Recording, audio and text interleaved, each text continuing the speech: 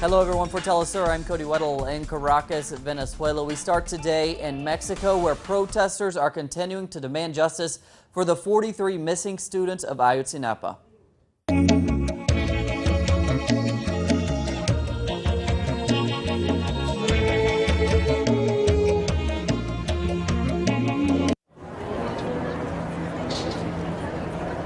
Across the country of Mexico, Wednesday, students took to the streets in Mexico City demanding the return of the 43 students alive.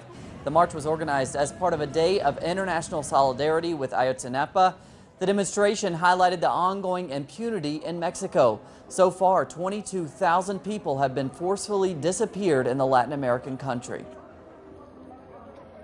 Por eso hoy nos estamos manifestando en esta. We are here today protesting on this highway in order to show the government of Enrique Peña Nieto that our resistance is still present.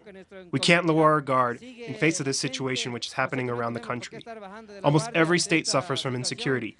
We are all demanding peace, but before peace, we demand justice. Está la inseguridad. Exigimos finalmente lo que todos queremos paz, pero antes de la paz exigimos la justicia. And for the very latest on the calls for justice and the ongoing tensions, we go to our correspondent in Mexico, Clayton Kahn. After global actions and massive street protests here in Mexico for the 43 disappeared Ayotzinapa students, the now detained ex-mayor of Iguala, where the students were attacked by police, reportedly says he won't provide information on the whereabouts of the missing students, nor explain his relationship to the organized crime group Guerreros Unidos. This comes after nearly 36 hours of interrogation by federal authorities who were betting on attaining information from José Luis Abarca, the mayor, that would lead to the whereabouts of the students. Meanwhile, more than 80 universities and schools throughout Mexico maintain a strike demanding the return alive of those 43. This is Clayton Kahn reporting for Telesur here in Mexico City. Thanks to Clayton. We go to Venezuela now, where 100 Palestinian medical students will arrive Thursday to the South American country. President Nicolas Maduro explained that the students awarded with the Yasser Arafat Scholarship will become a community medical brigade made up of 1,000 Palestinian students. The project is part of ongoing efforts by Venezuela to assist Palestine after the devastation left behind by Israel's military operations in Gaza. The head of the Venezuelan delegation, Linda Sobe Ali, described the students as content to escape the war violence in Gaza. Pero gracias a Dios, misión cumplida, los muchachos están acá. Students are here, and they are happy. They feel free. They have suffered. It has been 3 days since they last ate. We have food already for them in the bus. They arrived very content. Le tuvimos la comida lista en el autobús. Vienen muy contentos. And also in Venezuela, we continue with our coverage of the world's first social pre-COP. 20 representatives from over 80 global social movements will present a document to UN representatives this week outlining urgent demands for tackling climate change. Here's our correspondent Rachel Boothroyd with more. Creating small-scale and family-run farming projects is one of the suggestions that environmental social movements gathered here at the world's first social pre-COP are putting forward for tackling climate change. It's an urgent proposal which they have been discussing over the past 2 days and which they plan to put to 47 representatives of the United Nations Framework Convention on Climate Change when they meet with them on the Venezuelan island of Margarita this week. The transnationals use a whole package of chemicals and toxins during the planting and harvesting processes. And what this does is damage the earth, subterranean water supplies, the rivers, and pollute nearby communities, giving them a whole host of different illnesses. The movements say that it doesn't have to be this way. A possible solution lies just a few kilometres away from the conference in the island's mountaintops. We headed to a nearby local community to find out what an alternative agroecological model could look like. Here, Francisco Salazar and his wife Yenia Hernandez have been receiving help from the government's Training and Innovation Foundation for Agrarian Revolution to develop sustainable agriculture.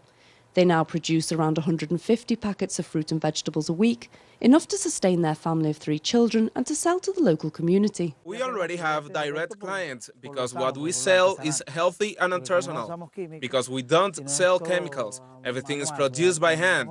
How can I explain it? It goes directly from the ground into the hands of the consumer. It's an agrarian revolution that is needed, not just in Venezuela, but on a global scale if climate change is to be stopped. This is what social movements are saying loud and clear. This week, they will find out if UN representatives will back them. Rachel Boothroyd for Telesur in Margarita, Venezuela. Moving on, in Uruguay, a new poll ahead of the nation's second round of presidential elections show the Broad Front's candidate Tabre Vázquez leading his rival Luis Alberto Lacalle by 12%. The poll show Vázquez garnering 52% of the vote compared to 36% for Lacalle. The runoff is set to take place on November 30th. And to Brazil, former U.S. Vice President and climate change activist Al Gore congratulated Brazil for its reduction in deforestation in the Amazon and a notable reduction in greenhouse gas emissions. Gore's remarks came during a climate change conference on Wednesday held in Rio de Janeiro. The former VP also emphasized that Latin America has great potential for expanding solar energy. And looking ahead from Gore's remarks, the commerce ministers of the Caribbean community countries will meet Thursday in Guyana to discuss the creation of a renewable energy center. The meeting will last until Friday, and the CARICOM countries will vote on which country will host the energy center. We turn to world news now, and we go to the International Court of Justice. It has issued its decision regarding Israeli war crimes committed against a ship filled with humanitarian aid bound for Gaza in 2010. Although the court found Israel guilty, it cannot prosecute the country as Israel does not recognize the court's jurisdiction. Now, in May 2010, the Israeli army attacked and killed 9 activists on the boat which was meant to deliver assistance to the Gaza Strip. Moving now to Hong Kong, pro-democracy protests continue as demonstrators clashed with the police early on Thursday. The police used pepper spray in the working-class neighborhood where protesters continued demanding the resignation of the chief executive. The demonstrations have quieted down since they erupted at the end of September, but many still remain on the street occupying different parts of the city. France and Turkey have requested that the United States extend its bombing campaign over the city of Aleppo in northern Syria. The city has been the site of fierce fighting between the Islamic State and the Syrian army. Pro-Western rebels are struggling to keep control of the city. The Syrian government claims the request by France and Turkey seeks to generate a clash between the U.S. and Syrian government, which could lead to President Bashar al-Assad's ousting.